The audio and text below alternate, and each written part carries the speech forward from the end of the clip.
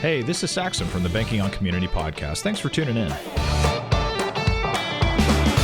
The episode you're about to listen to is a little different than our typical episodes. It's one of a short series we recorded live on site at our yearly conference, CX25. Thank you to everyone who stopped by and showed your support throughout the recordings and the event. Seeing you was awesome. This episode is one of 4 we recorded. There's a lot of great information and big personalities throughout the series, so we highly encourage you to check out those other episodes once they're available wherever you're listening to this podcast. But since they were recorded on site, there might be times where the sound isn't as polished as we're all used to. We really appreciate you bearing with us on that. That's just the double-edged sword of live entertainment. Shouldn't be any major issues, but we just wanted to provide that little disclaimer up front before we return to our regular recording cadence and style in the coming months. Hope you enjoy the episode. Good afternoon, everyone. I'm Tara Schultz with CSI, coming to you live from the Tech Hub at CX25 in sunny Orlando with my partner in crime, Saxon Prater. And this is the episode where Tanner Mayo and Matt Smith share a love seat. Oh, yeah. Hey, Bankers Helping Bankers. Is the name as cool as it sounds? Tell us a little bit about yourselves. The name is way cooler because whoever could say, I hate bankers helping bankers. Let's start there. That's right. Yes. And we got the greatest job in the world. We get to go around, help community banks out for free, talk strategy, technology. Every day I think I wake up, I don't know about you, but I kind of pinch myself and go, is this really my life? How cool is this? I would admit to the same thing. Talking technology with banks has kind of been my whole life. So, yeah, we have a good time.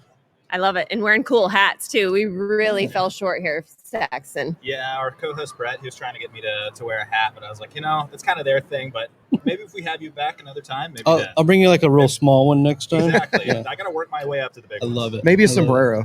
Yeah. Yay. I had to leave all the room for shoes, so sorry, guys. I've already complimented the really cool shoes. They are very I'm going to cool. give that a 10 Thank out you. of 10. Thank you. Yeah, I want some of I love those. it. So, yeah. I love it. All right, let's jump in. So you both have a very unique perspective on banking, being bankers yourself, and now working closely with bankers. So how would you describe the state of innovation in community banking? I would say probably about 2 years ago, we called them sleepy bankers, right? We had a lot of sleepy bankers that were out there. And I'm excited to say we're seeing more and more wake up. They're getting involved, they're getting engaged, and they're starting to ask the right questions. So we're a lot better than what we were, but I think we're still far off. But I see momentum and I see positive momentum going. Yeah, I'd say, if you took that theme of bankers helping bankers, all of us working together, if you went back 10 years, remember the Challenger FinTech, the scary time? But nobody really did anything about it. And I don't think that we all really felt it. And I think now, to the last man and woman, we all feel that pressure. And so I'd say the whole industry is working together and you're seeing a lot of change. So to me, it's a really positive time. Yeah, I think so too. We shared a stat in a room full yesterday that there were more than 85 financial institutions at CSI that are leveraging APIs in one way or another. Obviously, different levels of innovation. Some are doing it for automation. Some are doing it for data movement. Some are doing it to issue payment disbursements through different industries and really participate in embedded finance. So it's so very cool to see the growth in API traffic across the ecosystem because it screams innovation to me. Well, and you guys probably also see plenty of it in data through FedFiz, right? You bet. Well, tell us a little bit about some of the data you're tracking, and you mentioned trends moving in a positive direction. What are some of the ones you're keeping an eye on? Yeah, I would say first, we look at digital direct banks. I know you guys have a number of banks that do those. And so we're at 138 as of just a few days ago. So 138 banks that are doing a separate digital only brand. On the BaaS and embedded finance side of the world, we're at 144 banks that are participating there. And so both of those trends are up, even in lieu of some of the news, the evolving landscape, which has been interesting, but I think largely overplayed. If you look at that space, you're going to continue to feel the pressure from the Robinhoods, the et cetera. Sure. And so either participating to sponsor them or competing directly, which is a big part of what you guys do, be that with a separate brand or the bank's traditional brand, right? And so the numbers are good that we're all competing well. Yeah, so niche is back again. We just talked about this in a panel, and I love that. And what you said about the neobanks too, we were just talking about Chime, just launched a $500 instant loan not the best underwriting procedures. So like there's products that we have that can help community banks absolutely compete and stay relevant with the Chimes of the world. I think that's a big part of what's coming. I think we're lacking a little bit on those startups in the industry. And I mean, thinking about, whether it's through the investment side or acquisitions, and you guys had a pretty good pickup here recently. But I think we're a little light, and we're starting to see that pickup though, right? New investment, newer companies that kind of begins that cycle over again. So I think the next few years is pretty damn positive. I feel good. Yeah. And I think the biggest thing with data is getting back to keeping it simple and really evaluating where the money in your institution is flowing to begin with. What sources is that going to? Because that's going to drive the needs that your customers are having. They're not going to ask for particular features, functions, most likely. They're going to find features and functions elsewhere and move the money that way. So that's a really key aspect and something they can help too with the data aspect. When we've dug in and looked at inflows and outflows, everybody scary. in the room is going, oh my goodness. Yeah. There's a lot heading towards fintech we need to play. Yeah. Mm-hmm. Yeah. Are there any other surprises, things that we might not guess that you see in any of the data trends? You know what's caught me off guard is the number of, we get calls from banks all day, every day. And these banks are starting to find niches on how that they can go sell their own direct digital bank. And I didn't think I would see that play about 3 or 4 years ago, but these banks are getting excited. They're finding their niche. They're finding how that they serve customers locally, and they can get this outside their geography, and they can support this across the U.S. Yeah. To me, that's probably been one of the most coolest things that we've seen here pretty recently. Yeah, I agree. That's a positive side of the story, right? It's been really cool to see as you dig through sometimes your own data, you find groups or products that you're serving that's one for us in the room. We're like, that's one right there. That's it, right?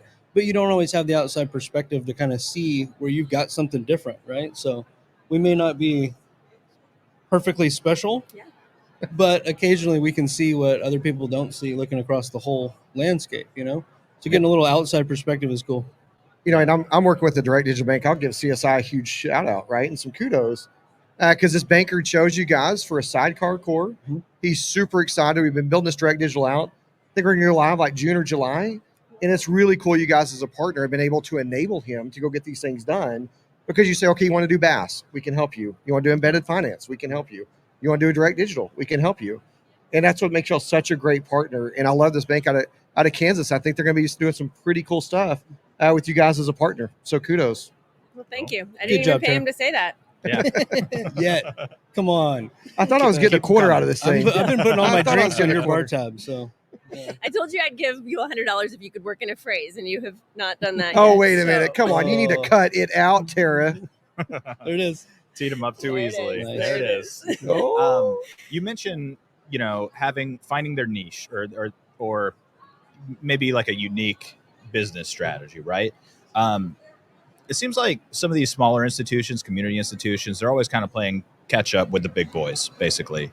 So what would you say, what are some strengths that they can leverage, or where have banks found success, maybe in those niche markets or niche business strategies, anything of that nature?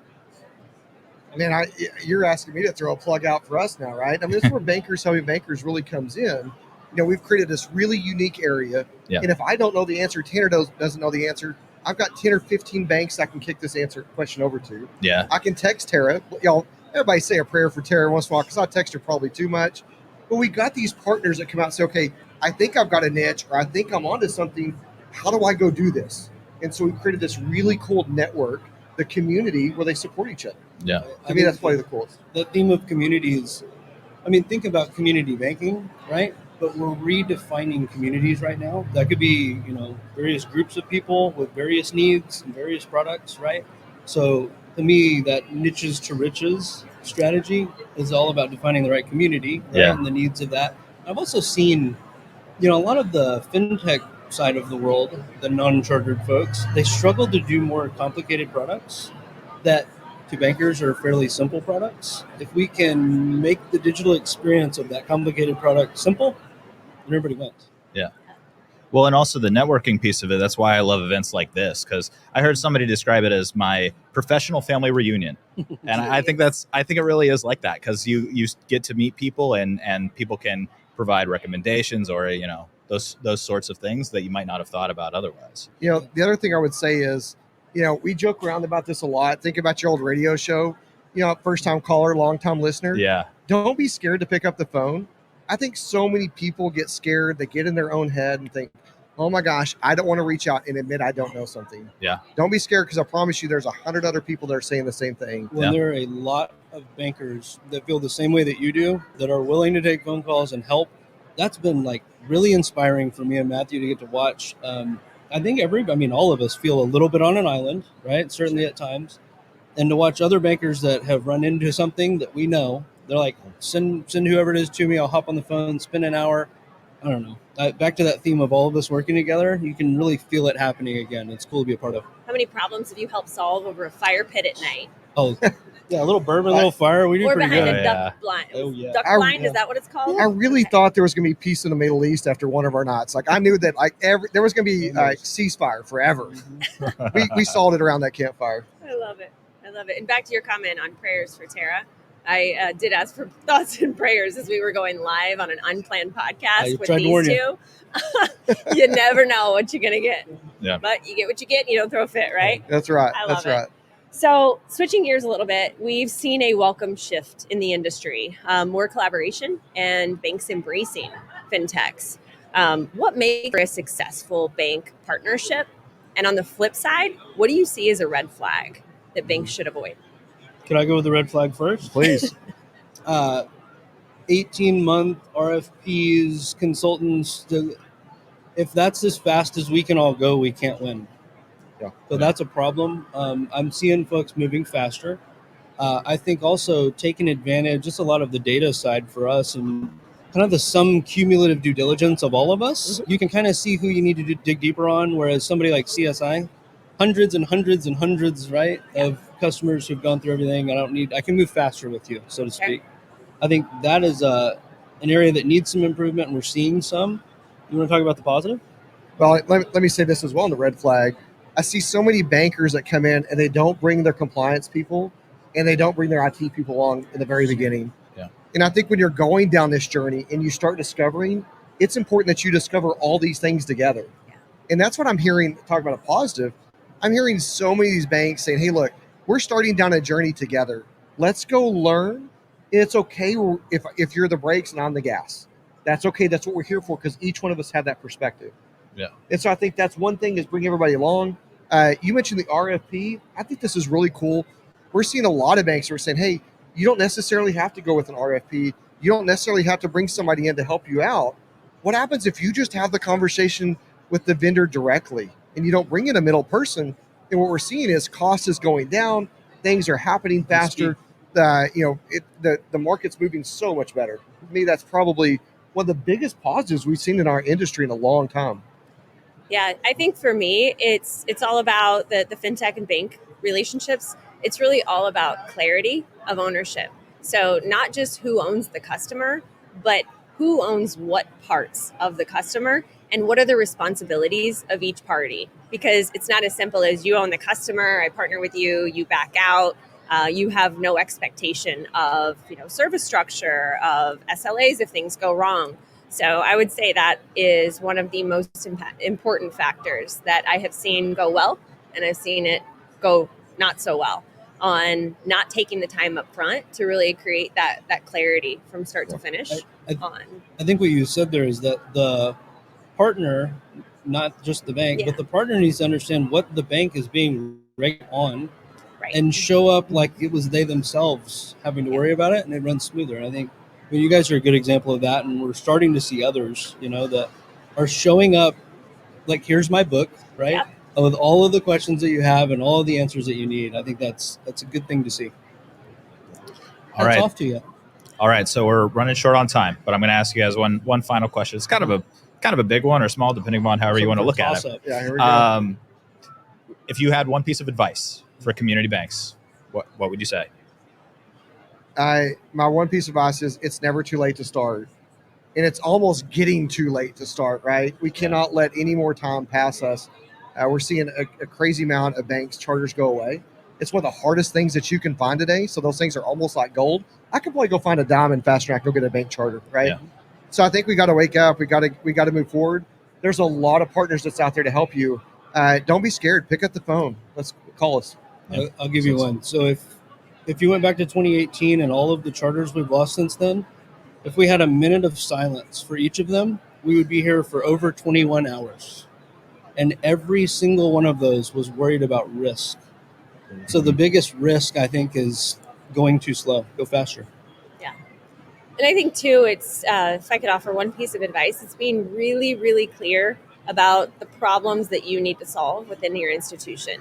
So don't just chase the sexy new technology just to chase it. Get really, really clear and centered on the biggest problems your organization, your financial institution's having, and the impact that that's having on your customers, on your operational efficiency, and then pick the right technology, whether that's RPA, AI.